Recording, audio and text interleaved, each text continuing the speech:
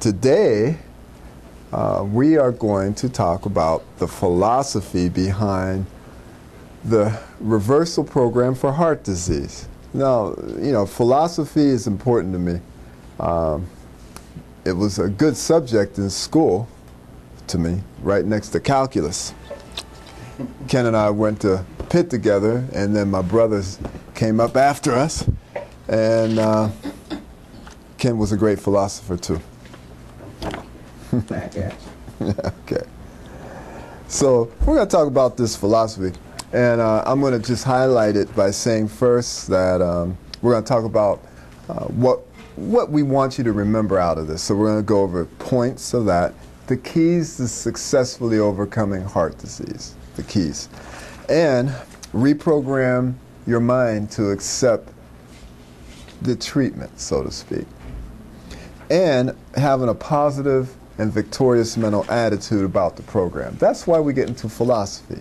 Last week we did an introduction, and we came up with the conclusion that 85% of people can, John, can you check the air conditioning? 85% of people in their 50s have hardening of the arteries. That's a lot of people. 71% of average Americans in their 40s have hardening of the arteries, and 60% in their 30s. So most of us do have hardening of the arteries. So what we're talking about is how to reverse it. And so we talked about the stats last week. You remember about 1 million people have sudden death every year. So, you know, there's all those sad statistics. They were just talking about that. They were really? Talking about people dropping dead, yeah. silent, in their sleep, after work. Yeah. So what we want you to know now, the good thing about the treatment that we're using, in fact, I just had a gentleman who heart disease had virtually disappeared. He had drugs on. He had a patch on. How many know what a nitro patch is? Mm-hmm. Yeah, and several other drugs. And his blood pressure dropped while he was trying to vacation in Puerto Rico. And, you know, that was because he didn't need the drugs anymore, and they were poisoning him, because all drugs are poisons with desirable side effects. And I said, rip those drugs off of your body. You are free. You do not need them anymore. And he was extremely happy about that. Also, you know, why should you even bother to do the treatment? Because you have to change your whole mindset to get into this. You have to think differently. And sometimes that can be painful to go against the grain. So the truth of the matter is you will almost instantly feel better physically, mental clarity. You'll have more energy when you do the reversal diet, the whole philosophy behind this of why doing it. It's easier to go and not worry about changing things. It's easier just to do the same thing you've been doing your whole life. You know, go to Checkers. You know, it's like the ad says, you gotta eat. And you know, so you don't, no forethought, you just all of a sudden you're hungry, and then there's a Checkers, you go right in there, bam. That's almost like using a prostitute. But anyway, yeah, the diet is very varied, creative, and delicious. Okay, do you believe that? Most people, if you think you're going to get on a diet plan for heart disease, oh gosh, who wants to do that? Take you screaming and I don't want to go. But if I can get you there, you're going to be like, what was I doing before? This is so good. So it's a philosophical thing of why even do it. Why go through the pain of the threshold? Okay? It's just like getting off of hard drugs.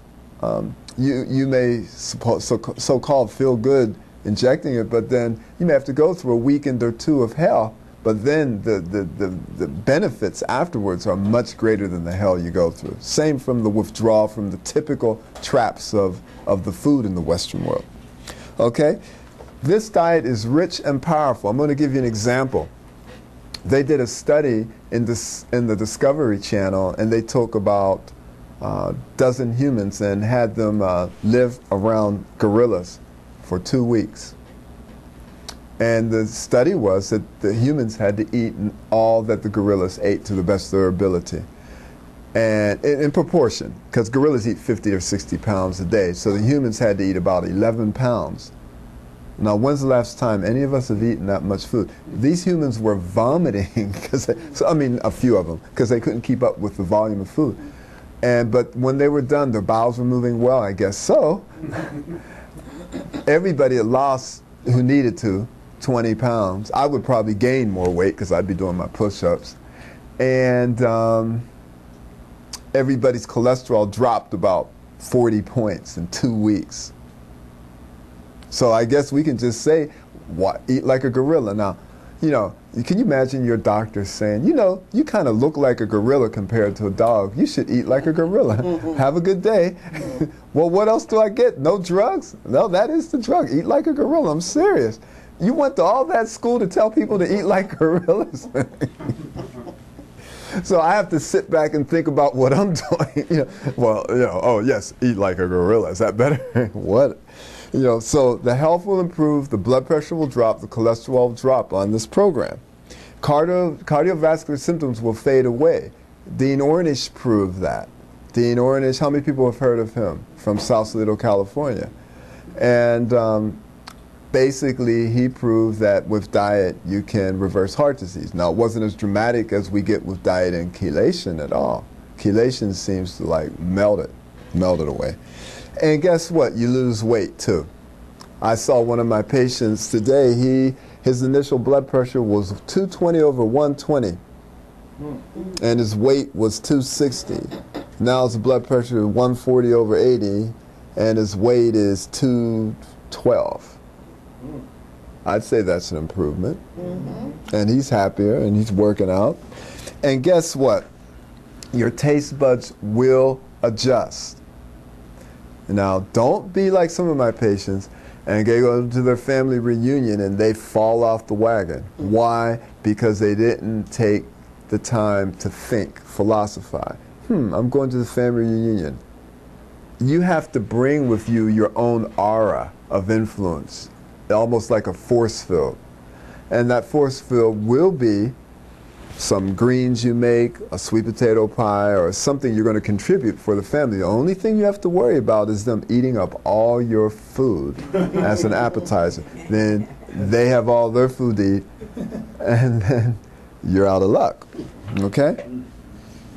Now, the keys to successfully following the program. Remember, the goal is restoring your health by any means necessary. So you have to be open-minded. Okay? How many people thought at some time in their life that barbecue food was really good? All right.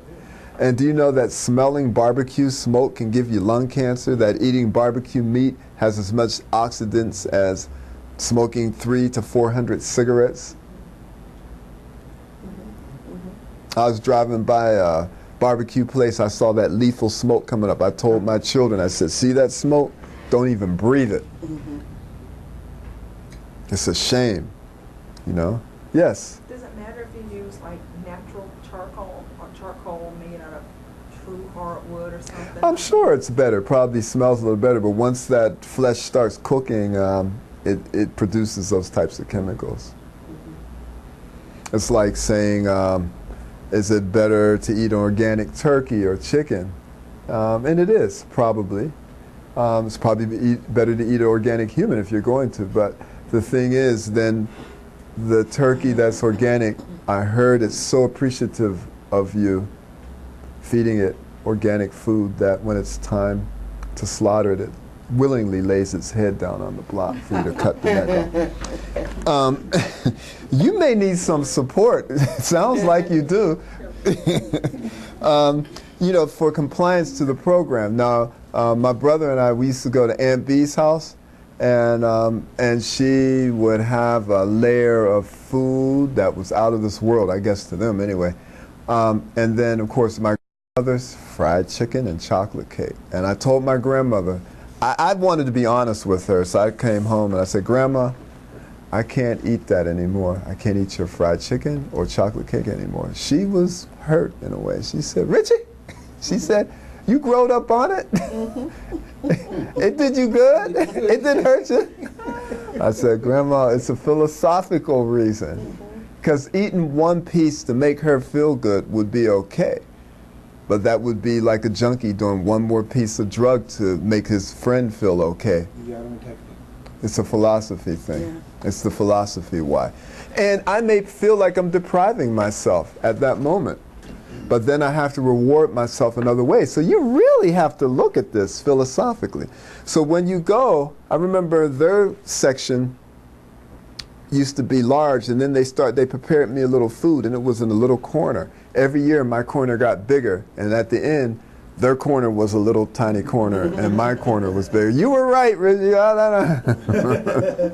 But I held to that philosophy, and I've seen people fall off the wagon by going to family reunion, but that's when you have to pull things in, like philosophical attitude. Why even do it? I've had diabetes reverse, people with sugars of 400. In fact, I was challenged at University of Pittsburgh when I was at a clinic there. And I didn't tell my bosses because I knew they'd be too scared. And they said, well, the patient told me, he said, look, my sugar's 400. I don't want any drugs. And I want you to figure out how to get rid of it. I said, wow. So that's when I wrote my first diet plan way back then. And it worked. It worked. Okay, so you also have to be well studied on the program. And that's one thing that makes our cardiovascular disease reversal program so different, is that we educate thoroughly. So, because people are going to throw things at you. Are you going to get enough protein? You get more protein from dark green leafy vegetables per calorie than eating flesh. So of course you get enough protein. We have an exercise man right here, a teacher, a PE teacher, and a very great one, and a great example of one as well. And, you know, I can tell you I've gained 10 pounds eating this type of diet by doing exercise. My friend introduced me to a guy named Khalil, who's 244 pounds of pure muscle. Pure muscle. Vegetarian. Yeah. Wow.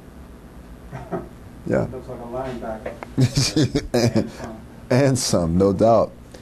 And then you'll find some family that love you, that won't support you on the program for various reasons.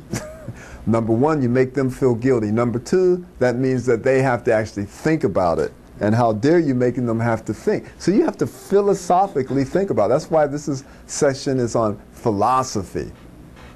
Why sit there and deprive yourself? I was fasting in medical school for 4 days and 4 nights on water. And I decided, part of me wanted to stop the fast, and the best way to do that was call my grandmother and say, Grandma, I've eaten nothing but water for 4 days and 4 nights. Boy, you better eat some. Get you some potato or something. I said, okay, thanks. But, the thing is like, why would you deprive yourself of water of food and fast like that? Now, that would be a bad idea for some people who aren't prepared on certain drugs. I'm not suggesting that necessarily now. But then why deprive yourself of certain things that you're used to? I'm going to tell you why. Because you have to think higher than your brain. You have to use philosophy to think higher than your taste buds, what you're used to. Also, anybody see the movie What the Bleep? What the Bleep showed that you have pathways in your brain that are rewarded when certain things happen. Like, every time I meet a beautiful woman, hello, ma'am. Oh, you're the beautiful woman. And yes, and then I just happen to drop the tray of food. Oh, I'm so sorry. Oh, gosh, let me clean it up. Oh, this happens every time I meet a beautiful woman. It wouldn't be right if it didn't happen, because when it happens, there's neural pathways that get rewarded by that embarrassment, by the shock, by the tray. So you have to, when I meet a beautiful woman, it's like, you have to meditate and resist the tendency to, oops, do it again. It's like that. So you actually have to fight the pathways in your mind and get other pathways formed. And the only way you can do that, that's why they call us Homo sapiens sapiens.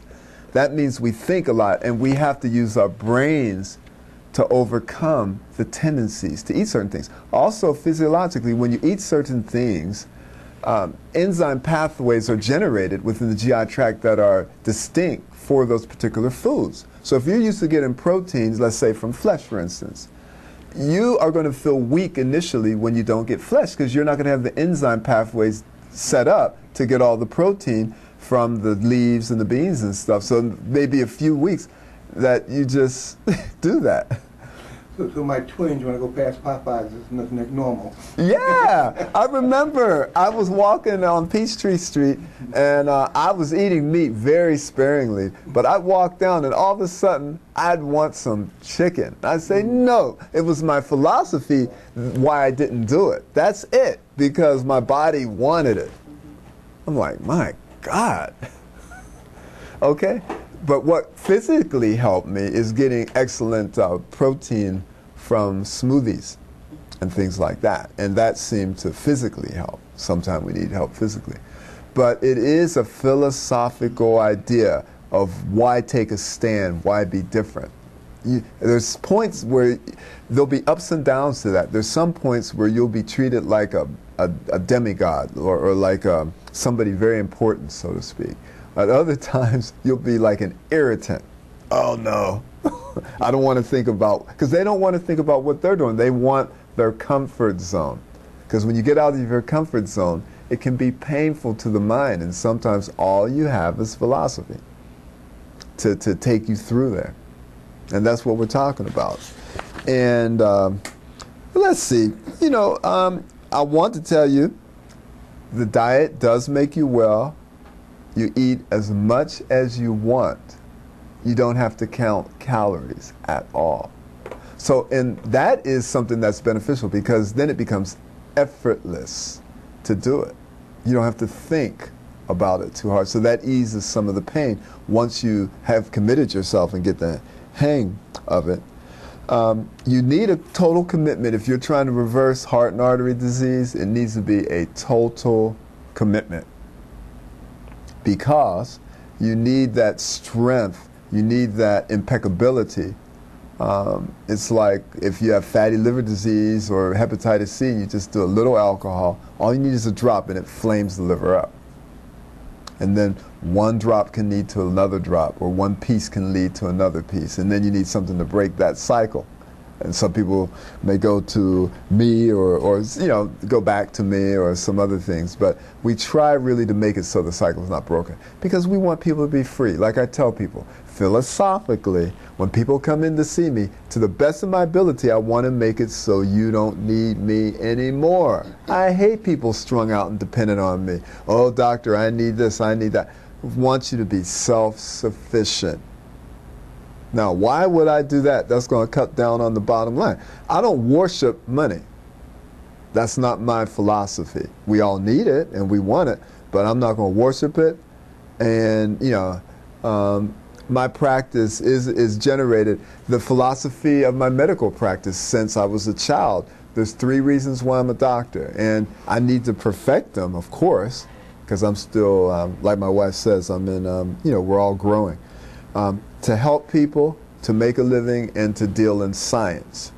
So, but you got to keep the edge on helping people because you don't want to put, but you need money. You can help people and then you won't be around to help them if you don't have any cash. And then on the other hand, science has to be understood and dealt with. There's things I see in my practice because of philosophy, because I keep the philosophy pure, that other doctors haven't seen. There's theories that I get to see evidence of that aren't written in any textbook because nobody's thinking. Philosophically, is it logical to have a McDonald's in the hospitals at all? That's bad philosophy. That's the philosophy of greed and stupidity. Lack of integrity. And lack of integrity. Anybody see American Gangster with Denzel Washington? You saw that too? Denzel's a great actor, isn't he? He can play the gangster or the good guy, can't he? Very convincing. I don't know which he better.